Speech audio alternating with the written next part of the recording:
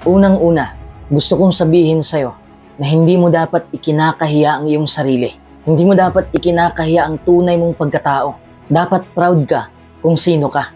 At huwag mo nang pansinin kung ano ang sinasabi ng ibang tao tungkol sa'yo. Ang rason kung bakit sinasabi ko to sa'yo, dahil ito ang pinakaunang hakbang para maging positibo ang buhay mo. Ang lipunan natin ngayon ay napaka-critical na. Bakit? Ang buhay natin ay madalas sinusukat o ikinukumpara sa pamantayan ng lipunan. Para bang wala na tayong sariling pamantayan. Kaya tayo rin ay nahihiya kung ano ang buhay natin, kung ano ang pamumuhay natin, kung ano ang ginagawa natin sa buhay. Ito ang isa sa mga dahilan kung bakit tayo ay nagtatago sa likod ng maskara. Marami tayong tinatago. Tingnan mo ang mundo. Napakataas ng standards. Sa totoo lang, hindi mo dapat ikahiya ang iyong buhay. Kahit mahirap ka, kahit hindi mamahalin ang suot mo, kahit hindi ka pa nakakakain sa mamahaling restaurant, hindi mo dapat ikahiya yon. Hindi ka dapat mahiya kung ano ang trabaho mo, kahit mababa ang posisyon mo sa kumpanya, kahit kargador ka, kahit mangingisda ka, kahit magsasaka ka, kahit ano pang trabaho mo. Ang trabahong yan ay hindi trabaho lang. Huwag mong sabihin na ganyan lang ang trabaho mo. No, stop saying that. Napakarangal lang trabahong yan. Hindi mo dapat ikahiya yan. Hindi mo dapat ikahiya kung maliit ang bahay mo o kung sino ang kasama mo sa bahay. Tandaan mo ito. Ang pinakamahalagang bahagi ng buhay ay ang paglikha ng kaligayahan sa iyong sariling buhay. Pati na rin sa buhay ng ibang tao. Pasayahin mo ang sarili mo. Pasayahin mo ang iba. Hindi mo dapat tinatago ang tunay mong pagkatao dahil lang natatakot ka o nahihiya ka na may magsabi sa'yo na ang cheap mong tao o baka pagtawanan ka nila. Hindi mo dapat gawin yon. Buhay mo to at wala na silang pakialam doon. Kaya heto na ang 10 bagay na dapat mong gawin para gumaan ang buhay mo. Pero bago po natin ipagpatuloy ang video ito, gusto ko munang magpasalamat sa aktibong viewers natin.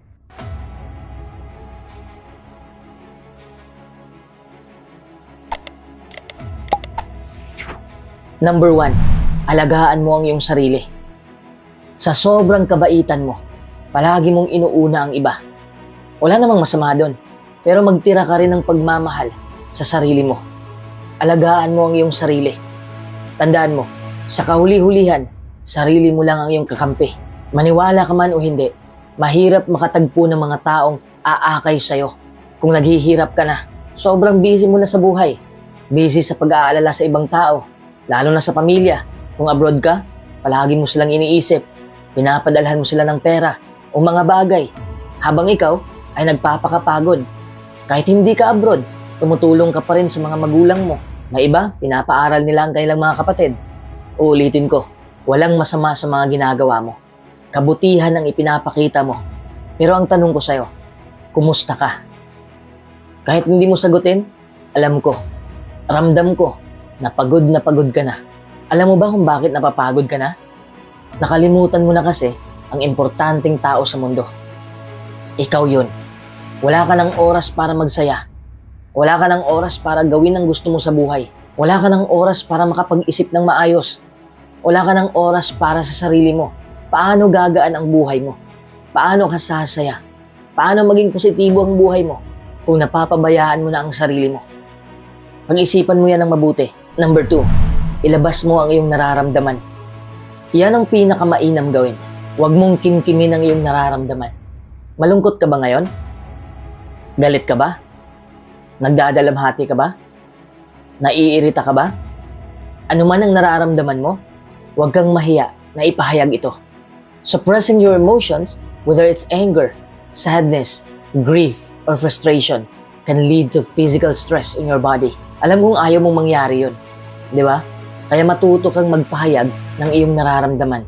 Kasi kung patuloy mong kinimkim ang negatibong emosyon mo na yan, ikaw ang lalamunin nito.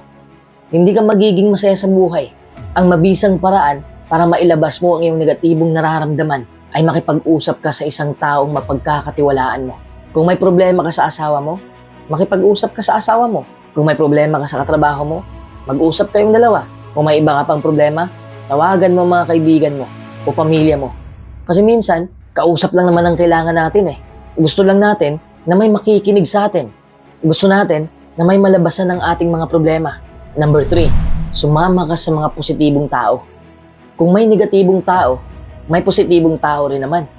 The only thing that will change your life is that you must raise your standards. Tanggalin mo ang mga taong humihila sa buhay mo. Those you spend the most time with have a huge influence on your moods, have a huge influence on how you view the world and the expectations you have of yourself. Maraming magbabagong maganda kung positibong tao ang kasama mo. Magbabago ang iyong ugali, tataas ang kumpiyansa mo, at mas lalong hindi ka na magrereklamo sa buhay dahil positibo na ang pananaw mo. Isa yan sa mga matutunan mo sa mga taong positibo. In other words, you get to decide who you let into your life and who you spend most of your time with. Number 4, mahalin mo ang iyong trabaho. Kahit hindi yan ang trabahong pinangarap mo, mahalin mo pa rin. Dahil yung trabahong yan, ang bumubuhay sa'yo. Sa panahon kasi ngayon, pataasan na ng sweldo ang labanan. Kaya nahihiya ka na rin sa kinikita mo. Nahihiya ka dahil ang taas ng kurso mo, tapos napunta ka lang sa mababang posisyon. Hindi dapat ganun ang pananaw mo. Wala na silang pakialam kung saan ka napunta, kung anong ginawa mo sa buhay. Basta't hindi lang masama, hindi ka lang nakakaabala sa ibang tao, ayos na yon.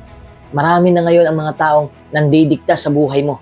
Pati trabaho mo, pinapakialaman. Mababa ang tingin nila sa'yo kapag mataas ang kurso mo, tapos mababang klase ang trabaho mo. Lalo kang madi-discourage sa buhay. Pero huwag mo nang alalahanin yon. Mag-focus ka lang kung ano ang nagpapasaya sa'yo. Hindi ka dapat magpapa-apekto sa mga pinagsasabi nila.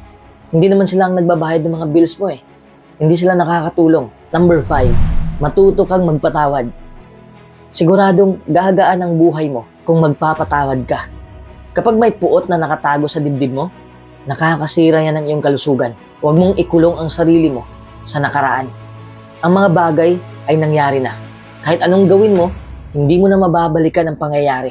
Kaya ang tanging gawin mo lang ay tanggapin ito at magpatawad ka. Huwag kang mahiya na magpatawad. Hindi ka mahinang nilalang. Forgiving is important to move forward in life. Ito ang tanging paraan para mapalaya mo ang iyong sarili. Masarap pakinggan ang salitang malaya. Di ba? Bitawan mo na ang puot at galit dyan sa puso mo para gumaan na ang pakiramdam mo. Number 6, huwag kang mawalan ng pag-asa. Kailangan mong magtiwala na makakaya mo ang lahat ng pagsubok. Huwag kang mawalan ng pag-asa. May liwanag sa dulo ng lagusan. May mga rason kung bakit nangyayari ang lahat ng ito sa'yo. Kung hindi mo man nakikita ang liwanag, ibig sabihin na wala kang liwanag sa puso mo. Kailangan mo munang magtiwala na makakaya mo. Mawawala ang pag-asa natin kung wala tayong tiwala sa sarili nating kakayahan. So start believing in yourself. Learn to forgive yourself and come off as a better person in these worst situations. Circumstances change and you should not allow them to overrule your thoughts. Having hope gives you the courage to think that things would get better with time despite the odds being not in your favor. Hope is the only thing that keeps you moving forward. It gives you the strength and ability to bounce back from whatever the obstacles you are going through. Number 7, mag-focus ka lang sa positibo. Hindi sa lahat ng araw ay smooth lang ang daloy ng buhay. May mga araw din na medyo lumubog ng konti ang mood natin. Pero hindi natin hahayaan ito na bumagsak tayo sa buhay. Kung ang positibong pangyayari ay lumilipas, lalo na ang negatibo, walang mananatiling pareho sa mundo. Hindi natin mahuhulaan kung kailan darating ang masamang panahon, kaya't huwag nating pangunahan. Hulaan man o hindi, may mangyayari talaga sa buhay natin na hindi natin magugustuhan. But thinking positive throughout those bad days will make you more resilient next time you're challenged with one. Look at the situation realistically. Search for ways that you can improve the situation and try to learn from your experiences. Positive thinking is good for your body, mind, and overall health. Number 8, magpakatotoo ka. Huwag mong itago ang tunay mong pagkatao. Sabi ko nga kanina, huwag mong ikahiya kung sino ka. Ito ang isa sa mga pinagsisisihan ng mga tao. Umabot na sila sa taon kung saan napagtanto nila na hindi nila ginawa ang tunay nilang kagustuhan dahil lang sa kakasunod nila sa idinidikta ng kanilang mga magulang o ibang tao. May malaking inaasahan ng mga tao sa atin. Minsan ang inaasahan nila ay hindi natin gusto. Napipilitan lang tayong gumawa sa mga bagay na yon kasi natatakot tayong suwayin ang kanilang gusto para sa atin. Kamusta naman ang sarili mong desisyon? May sarili kang kagustuhan, di ba? May sarili kang pangarap. Embracing your unique self and loving that self is one of the most courageous things you can do. Huwag kang mag-alala kung magagalit sila sa'yo. Magigising lang sila sa katotohanan kung nagtatagumpay ka na sa buhay. Ayon nga sa kanta ni Bon Jovi, it's your life. It's now or never. Number 9, kalimutan mo na ang nangyari. Hindi naman ibig sabihin na hindi mo na talaga maalala ang nakaraan. Ang ibig kong sabihin ay bumitaw ka na. Gagaan ang buhay mo kung wala ka ng binitbit na mabibigat. May nakaraang nagtuturo sa atin sa tamang landas. May nangyayaring nagbigay sa atin ng karunungan, nagpapamulat sa atin, pero hindi doon nagtatapos ang kwento. May marami ka pang masasalubong na mga pagsubok sa buhay. Pero huwag kang matakot sa mga yon. Banggain mo lang. Huwag mong takbuhan dahil mas lalo itong lalaki at mas mabibigatan ka palalo. May mga araw na iniisip mo na sana'y ginawa mo na ang mga bagay noon. Pero huwag mo nang isipin yon. Leksyon na yon ng iyong buhay na dapat may aaksyonan ka ngayon. As time goes on, you will be able to make better, more informed decisions, allowing you to create a happier and healthier life. Number 10, simplihan mo ang iyong buhay.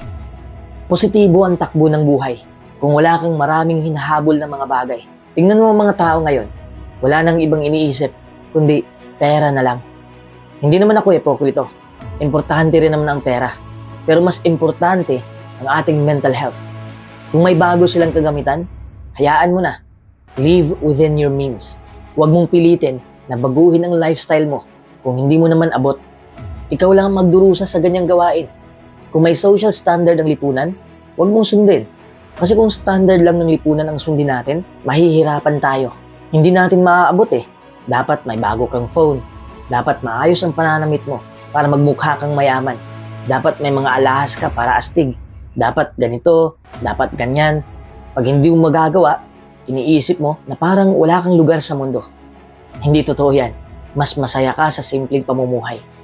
Hindi totoo na kapag mayaman ka, ay wala kang problema. Hindi totoo na palagi kang masaya. Kasi kung pera-pera na lang ang solusyon, edi sana'y wala nang nadidepress na mayaman. Hindi naman masama ang magpayaman, pero dapat rin idaan sa maayos na paraan. Hindi yung obsession na ang nagtutulak sa'yo. Huwag ka rin mag-alala kung mataba ka o payat ka. Nahihiya ka sa anyo mo dahil sa kakapanood mo yan ng mga sexy at maskuladong mga tao sa TV at sa social media. Mamuhay ka ng simple. Huwag mong abutin ang standard ng lipunan. Paano ka sasaya kung sa panlabas na bagay ka nakabase? Alam ko naman na lahat tayo ay gusto nating maging positibo sa buhay. Gusto natin ng masayang buhay.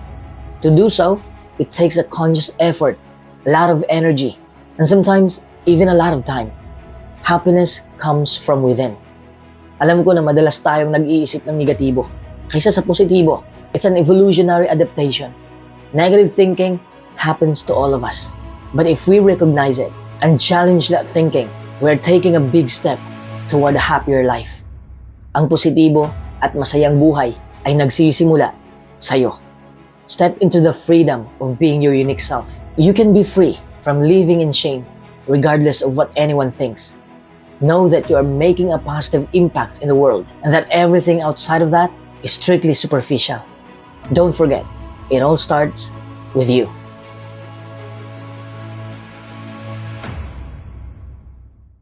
Inggit. Nagkaroon nito sa Napoleon Bonaparte. Nagkaroon nito si Julio Cesar. Nagkaroon nito si Alejandro Dakila. Sa kabila ng kanilang kapangyarihan at katanyagan, ang mga lalaking ito ay nagkimkim sa kanilang puso ng isang masamang ugali na makakalason sa isip. Lahat sila ay nakadama ng inggit. Kahit sino ay pwedeng tubuan ng inggit. Gaano man siya kayaman, anuman ang mabubuting katangian niya, at gaano man siya katagumpay sa buhay. Ang inggit ay ang paghihinanakit sa iba dahil sa kanilang mga ari-arian, kasaganaan, mga bentaha, at iba pa. Upang ipakita ang pagkakaiba ng inggit at paninibugho, isang referensya tungkol sa Biblia ang nagsabi, ang paninibugho ay tumutukoy sa hangaring pantayan ang pag-asenso ng iba. At ang salitang inggit naman ay tumutukoy sa hangaring agawin kung ano ang taglay ng iba. Ang taong naiinggit ay hindi lang naiinis sa taglay ng iba, kundi gusto rin niya itong kunin mula sa kanila. Makabubuting suriin natin kung paano tayo maaaring tubuan ng inggit at kung ano ang mga ibubunga nito. Higit sa lahat, kailangan nating malaman kung ano ang dapat nating gawin para hindi makontrol ng inggit ang ating buhay. Lahat ng di sakdal na tao ay may hilig na mainggit. Pero may mga salik na maaaring magpalala sa tendensyang ito. Basahin natin ang Santiago 4:5. O iniisip ba ninyo na walang dahilan kung bakit sinabi sa kasulatan? May tendensya tayong patuloy na mainggit at magnasa ng iba't ibang bagay. Binanggit ni Apostol Pablo ang isa sa mga ito nang isulat niya ang Galatia 5:26. Huwag tayong maging mapagmataas. Huwag tayong makipagkumpetensya sa isa't isa. At huwag nating kainggitan ang isa't isa. Ang pakikipagpaligsahan ay maaaring magpalala ng ating tendensya na mainggit. May mga taong madalas nilang napapansin na naiinggit na sila sa iba. Kinukumpara nila palagi ang kanilang sarili sa ibang tao. Mainggit ka bang nakatago sa puso mo? Hindi mo ba alam?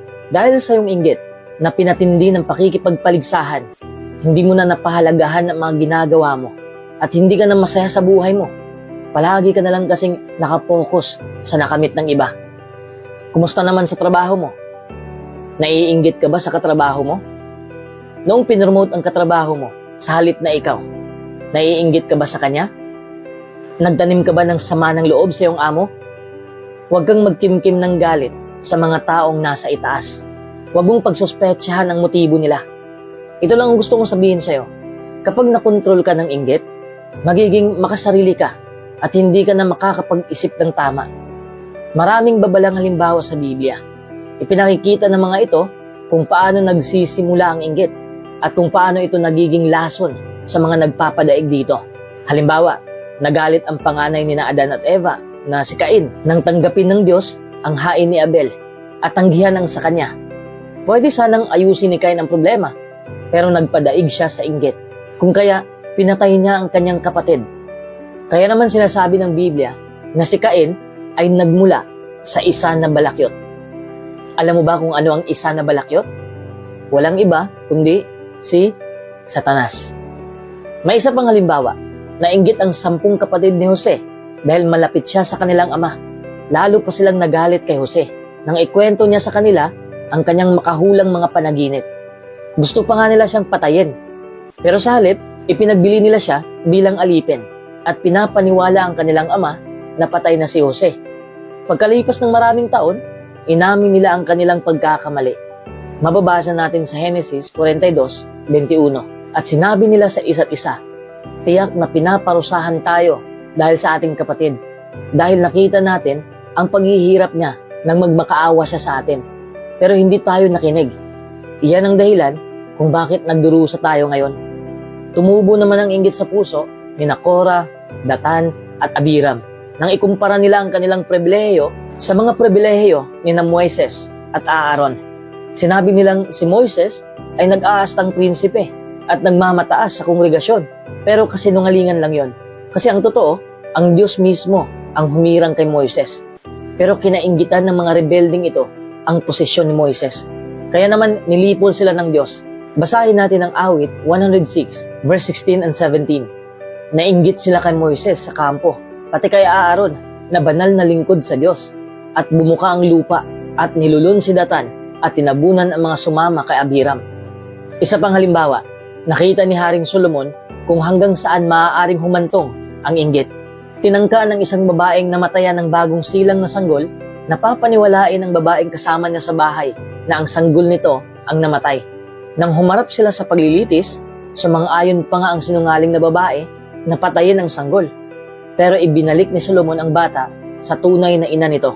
Kapahapahamak ang maaaring maging resulta ng inggit. Ipinakikita ng nabanggit na mga halimbawa sa Biblia na maaari itong humantong sa pagkapuot, kawalang katarungan at pagpatay. Bukod dyan, sa mga kasong ito, ang taong kinainggitan ay wala namang ginawang masama para tumanggap ng gayong pagtrato. Ano ang magagawa natin para wag tayong kontrolin ng inggit?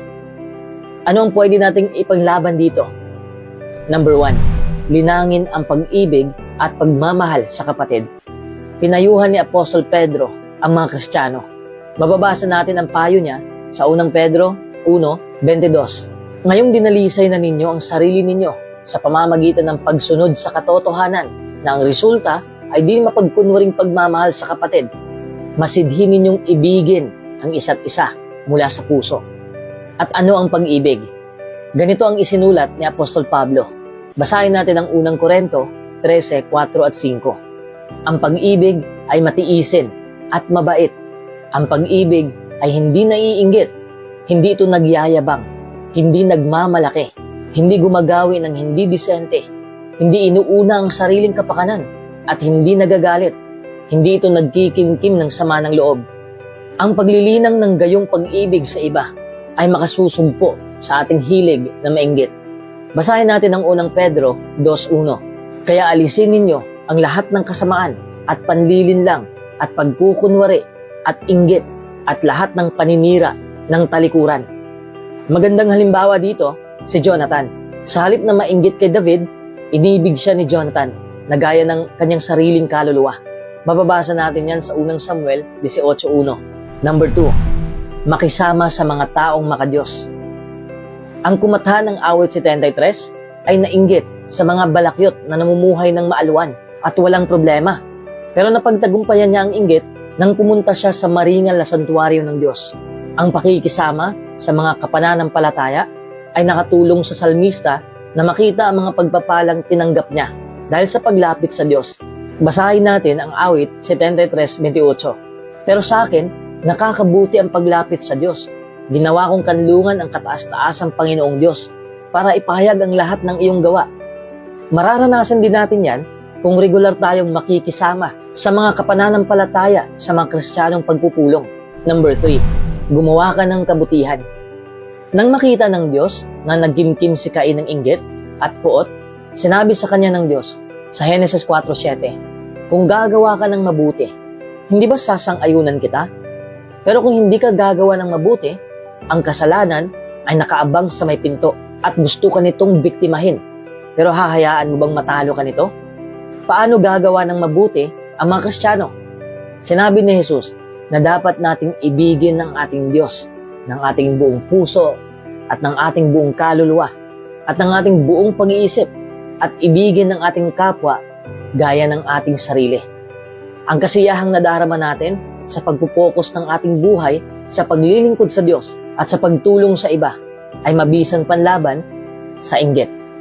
Ang makabuluhang pakikibahagi sa pangangaral ng kaharian at paggawa ng alagad ay mainam na paraan ng paglilingkod sa Diyos at sa kapwa at nagdudulot sa atin ng pagpapala ng Panginoon.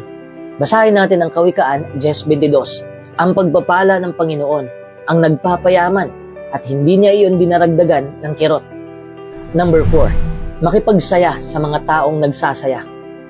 Nakipagsaya si Jesus sa tagumpay ng kanyang mga alagad at sinabi niyang mas marami silang maisa sa katuparan sa gawaing pangangaral kaysa sa kanya. Nagkakaisa tayong mga lingkod ng Diyos. Kaya naman ang tagumpay ng isa ay tagumpay ng lahat. Napakaganda ng sinabi ng unang Korinto 12:25 at 26. Basahin natin. Para hindi magkaroon ng pagkakabahabahagi ang katawan, kundi magmalasakit sa isa't isa ang mga bahagi nito. Kung nagdurusa ang isang bahagi, nagdurusan kasama nito ang lahat ng iba pang bahagi. O kung pinuri ang isang bahagi, nakikisaya rito ang lahat ng iba pang bahagi. Hindi ba dapat tayong makipagsaya sa halip na mainggit kapag ang iba ay nakatatanggap ng mas mabibigat na responsibilidad? Maaaring tumagal ang pakikipagpunyagi sa inggit. Alam kong napakadaling mainggit, lalong-lalo na sa panahon ngayon na may social media na. Kahit na ayaw natin ang ganitong damdamin, hindi natin ito madaling mapaalis at kailangan natin itong kontrolin palagi. Pero wag tayong magpapatalo sa negatibong emosyon na ito. Alam kong tutulungan tayo ng Diyos na mapahalagahan ang magagandang bagay na nangyari sa atin. Huwag nating kalimutang manalangin. Humingi tayo sa Diyos ng tulong. Napakalaking tulong ang mabuting kaugnayan sa Diyos. Ang inggit ay isa sa mga gawa ng laman na kailangang paglabanan ng bawat Kristiyano. Alam mo ba kung ano ang mga gawa ng laman? Basahin natin ang Galatia 5:19-21. Madaling makita ang mga gawa ng laman. Ang mga ito ay sexual na imoralidad, karumihan, paggawi ng may kapangahasan, idolatria, espiritismo, alitan, pag-aaway, selos, pagsiklab ng galit, pagtatalo, pagkakabahabahagi, sekta, inggit, paglalasingan, walang patumanggang pagsasaya,